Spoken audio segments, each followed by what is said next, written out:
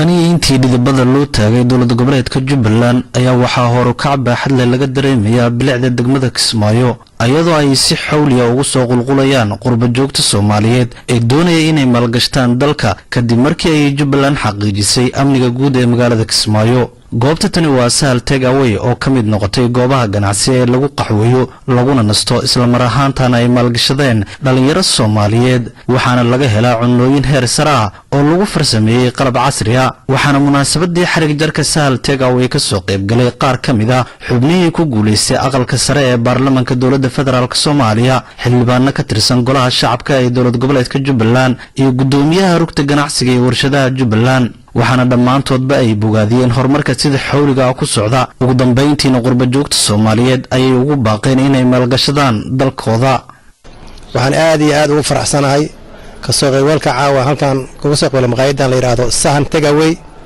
waa magac ku cusub, waa maqaaxi ku cusub, waa meherad ku cusub ee magaalada Kismaayo, balse waxay tilmaamaysaa horumarka ay gaadhay dowlad goboleedka Jubbaland qaasatan magaalada Kismaayo maalin ka dambeeyso waxba ku soo kordhayo. balse waxaan isleeyahay wixii hore aan arki jirnay oo wax ka duwan oo Kismaayo maxay ahayd ku cusub. waxaan rajaynayaa si hore looga dhawaajiyo kuwa kalena inay imaan doonaan. Sahal Takeaway waxaan leenahay hambalyo soo dhawaaw. waa maaragtay runtii ganacsi ay u baahneed Jubbaland maanta qaasatan magaalada Kismaayo. waxaa kale oo runtii mudan in laga dhawaajiyo wadankeenu dhismaha xoogan waxaa ka qayb qaadanaya qurba joogta u dhalatay Jubbaland.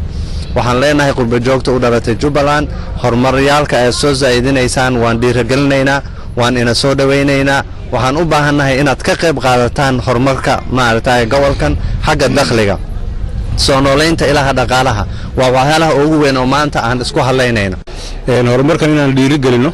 waxa hadda halkan ugu niyeeyay dadka hadda qurba joogta ee horumarka sameynaya ganacsiga kor u qaadaya in laga soo qayb galo oo meesha laga siiyo sida Sahal hadda meel aad qurux badan oo looga baahnaa laga sameeyo oo dadku ay ku soo dhiiradaan meesha nabad baa ka jirta ganacsigana kor loo qaado. geesta kale gudoomiyaha rugta ganacsiga ee warshadaha Jubbaland Mudane Shaafi Rabi Kaahin oo madasha ka hadlay ayaa sheegay inuu aad ugu faraxsan yahay horumarka dhinaca ganacsiga ay ku tallaabsatay degmada Kismaayo.